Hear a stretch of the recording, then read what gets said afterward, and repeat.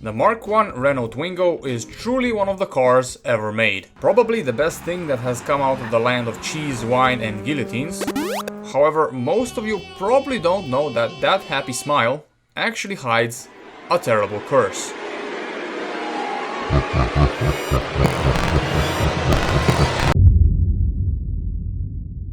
It all started with a joke. Adams thought it would be really funny if he bought a Twingo. You know, just for fun. What a stupid idea, I thought, and went on with my day. A couple of weeks later though... Again with this Twingo nonsense? Why does he keep sending me these listings? Who would ever want to own this weird little car? Unless... No. It's just one of those phases he has. I'm sure it will pass. Until eventually... Oh no.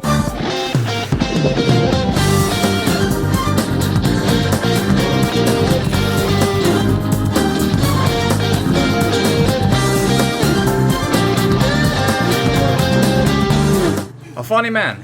That is what Adams is.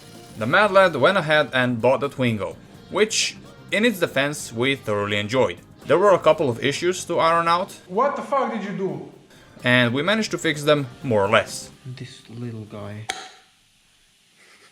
Then we went to do the tech inspection and the twongi made it through.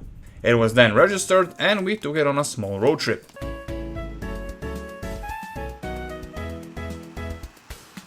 Which has really made me change my perspective on this tiny little nugget. I wouldn't exactly say that it's fun to drive, I would rather say that it's funny to drive. With no power steering and a cable clutch, it is an experience. And I would probably like to own one of these ones, but currently I still have enough projects to deal with. And besides, I'm a responsible adult who spends his money wisely and doesn't waste it on impulsive purchases.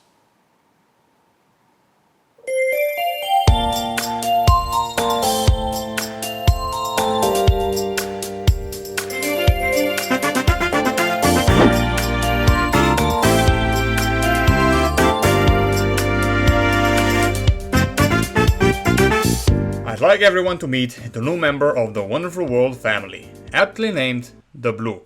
And so, by extension, the one previously called Twongi was renamed to the Green. And if I ever in the past had the right to shit on Adams because of his overindulgence in Twingo specs, I have now lost these privileges. Let me show you why. So this is the Blue. Not only does the Blue have AC, it also has fog lights and the fucking sunroof.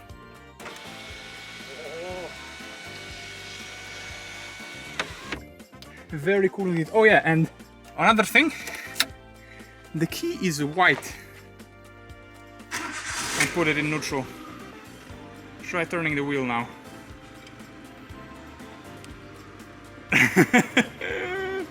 Power steering. Oh yeah. Oh. Oh yeah. Some kind of special edition. You can see here, Twingo something French. It says Twingo Emotion. Oh yeah, very nice. The engine is also a little bit different. I mean different, I say different, it looks a little bit different, but it's still the same engine. Just the intake manifold is a little bit different. You have the throttle body here. It's not like inside the intake manifold like on the Green.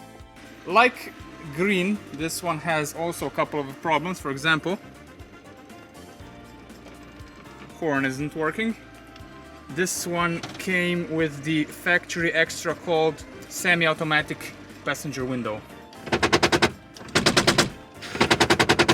It doesn't have any rust besides the doors and the hood. It's a little crusty down here. This is broken. But it's not rusty. No, it's not rusty yet. Yet. Yeah. Also, there's a little mystery here. You see this? Oh, it's a button. Oh yeah. What does it do? I have no idea. There was one more thing that needed to be taken care of, which I wanted to do first. And that was an oil leak around the spark plug tubes that go through the valve cover. Which meant that I needed to replace those round seals. And also, when I was messing about in the engine bay and wanted to remove the ignition coil, I noticed that somebody already rounded the Torx heads on one of the bolts. Of course, I can't live with that, so I had to replace it. I already removed the throttle body, so the next thing was the air filter. Like on Adams's, it was full of oil. Which makes me think that I owe the Twingo owners an apology, and I should reroute my frustration towards Twingo engineers.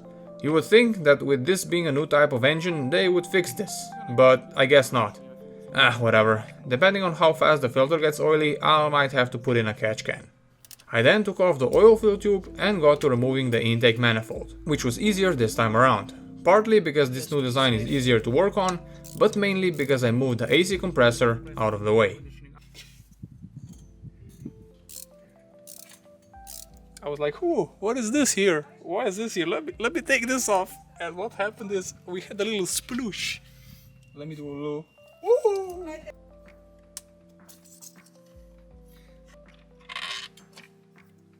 Yeah, just as I thought. It's something connected. It's no more. With the intake manifold removed, I could see how bad the leak actually was. To replace the seals, I needed to take the valve cover off, and I also wanted to clean it. Because the coil was still mounted on the cover, I had a little trouble reaching one of the bolts, but I eventually managed it and could take the valve cover off, after I forgot to remove a bolt. Twice.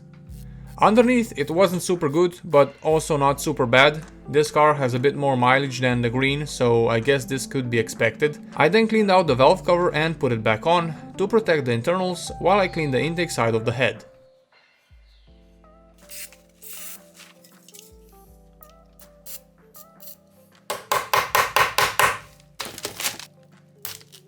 Yeah, victory is mine.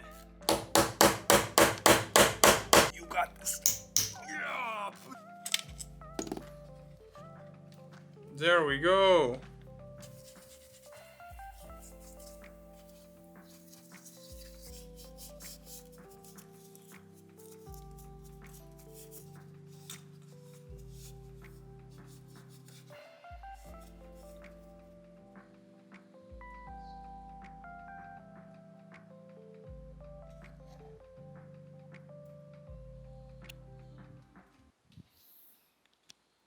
What the hell are you doing?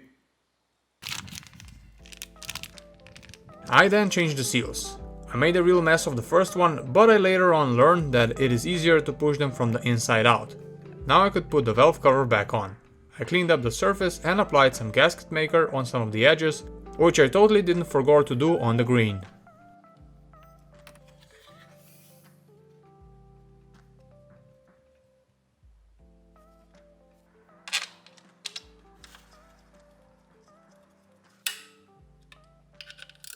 Before I put on the intake manifold, I wanted to replace the intake duct seals as the old ones were pretty hard. And I also removed the fuel rail and all of the sensors so I could have it cleaned.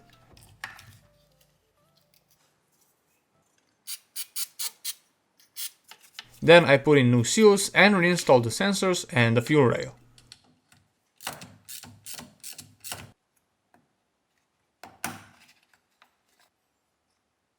Then I installed the intake manifold, connected all the wires and hoses, and reinstalled the remaining parts, including the ignition coil with 4 new bolts.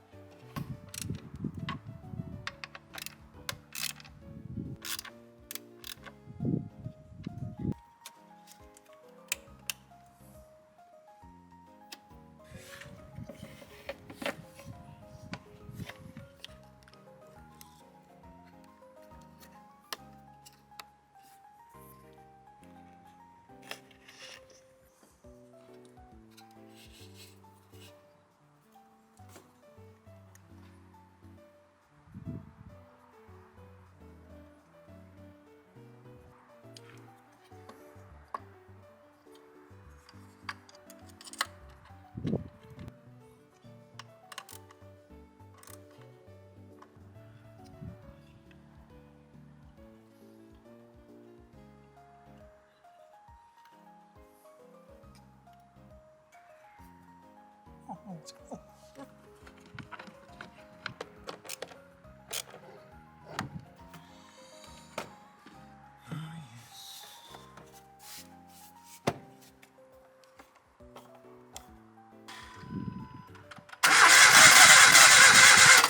It was struggling to start at first, but as soon as there were no more air in the fuel system, it ran fine.